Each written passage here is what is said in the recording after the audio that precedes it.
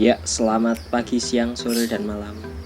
Hari ini kita akan sedikit membahas tentang cara memilih bibit entok yang baik serta perawatan anakan. Pasti bagi teman-teman semua yang baru memelihara entok atau mungkin baru saja ingin beternak entok skala besar, pasti bertanya-tanya bagaimana caranya memilih bibit entok yang baik. Kali ini saya akan sedikit memberikan tips berdasarkan pengalaman saya selama beternak entok beberapa waktu ini pada teman-teman semua. Selain itu, saya juga akan memberikan sedikit pengalaman saya bagaimana cara merawat anakan entok agar anakan entok itu bisa sehat sampai dewasa, serta tentunya pertumbuhannya baik dan cepat besar, gemuk-gemuk, dan cepat berkembang biak. Hal pertama yang perlu diperhatikan ketika Anda ingin membeli entok atau memilih bibit entok yang baik itu tentunya kesehatan entok itu sendiri. Entok yang sehat itu terlihat dari pergerakannya. Biasanya entok yang sehat itu lincah, dia jalan ke sana kemari, berlari sana kemari, suaranya juga tegas, keras, bukannya malah lesu. Itu entok yang kurang baik kalau dijadikan bibit untuk Anda pelihara di rumah. Yang kedua, tak lain dan tak bukan adalah genetika dari entok itu sendiri. Tentunya kalau Anda menginginkan bibit entok yang baik, Anda harus mencari dari indukan yang baik pula. Saran dari saya, sebaiknya kalau Anda ingin memelihara entok dengan bibit yang baik, Anda itu langsung datang ke peternaknya secara langsung. Jangan beli di pasar, karena di pasar itu lebih beresiko ya, tapi itu menurut pendapat saya sendiri sih. Kalau teman-teman sudah percaya di pasar ya itu tidak apa-apa, itu apa ya, selera masing-masing lah. Kalau saya tuh lebih senang ke peternaknya langsung, dan kita bisa nonton indukannya, bisa nonton kakak-kakaknya atau yang lainnya dari anakan entok tersebut. Jadi kita bisa tahu genetiknya gimana, ini entok ukurannya bapak ibunya besar atau sedang atau terahnya bagus dan memiliki warna-warna yang baik pula bagi penghobi entok hias.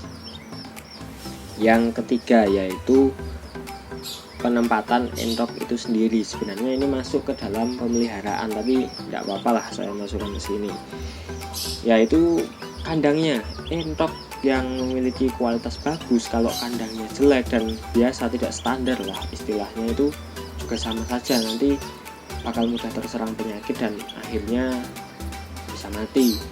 Tapi kalau entok yang baik dengan indukannya yang bagus dan juga mendapat kandang yang spesial yang istilahnya memenuhi standar untuk beternak entok, tentunya juga akan menghasilkan entok yang baik. Sebelum Anda membeli bibit, sebenarnya Anda harus menyiapkan kandangnya terlebih dahulu.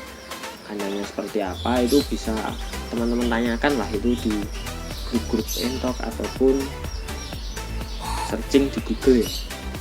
Itu sudah banyak kok yang menceritakan bagaimana kandang yang baik, yang standar, dan lain sebagainya.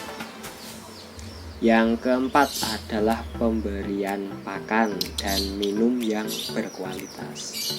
Biasanya kalau entok sudah tiba ke kandang, dimasukkan kandang itu langsung diberikan minuman dari gula. Itu akan mengembalikan stamina si entok itu sendiri. Setelahnya mungkin beberapa hari berikutnya itu bisa diberikan vitamin ke dalam minuman tersebut. Kemudian dari segi pakan, biasanya pakan yang saya berikan untuk entok saya itu berupa BR. Itu yang bisa diberikan ke ayam, itu saya berikan ke entok, dan hasilnya pun tidak mengecewakan. Bahkan di usia entok anakan sebulan itu udah gemuk-gemuk dan lebih besar daripada entok yang diberikan pakan katul dan dedak. Kalau tidak ada BR, biasanya saya memberikannya dengan pur babi. Di tempat saya tuh harganya kisaran 9.000 sampai 10.000 untuk BR dan pur babi tersebut. Yang kelima yaitu pemberian vaksin. Vaksin itu sebenarnya sangat penting bagi seluruh unggas ya, bukan hanya untuk ayam, entok, dan unggas yang skala besar, tapi seluruh unggas. Itu sangat penting karena vaksin itu bisa meningkatkan kekebalan dari entok kita sampai efektivitasnya itu sangat tinggi untuk menanggulangi penyakit-penyakit yang bisa menyerang entok. Pemberian vaksin biasanya diberikan ketika entok itu masih anakan di usia 4 hari dan secara berkala diberikan lagi beberapa bulan ke depan atau beberapa minggu ke depan secara bertahap. Untuk vaksin sendiri itu bisa dibeli di toko peternakan terdekat, disesuaikan dengan jumlah atau populasi entok yang teman-teman miliki.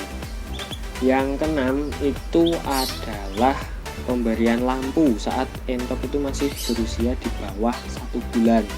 Pemberian lampu itu akan menggantikan posisi induknya sebagai penghangat ketika malam hari ataupun ketika entok itu merasa kedinginan saat suhu atau cuaca di lingkungan sekitar itu kurang baik bagi entok itu. Jadi pemberian lampu di saat entok itu berusia 0 sampai 1 bulan itu sangat-sangat penting ya, kalau entok itu sudah dipisah dari indukannya.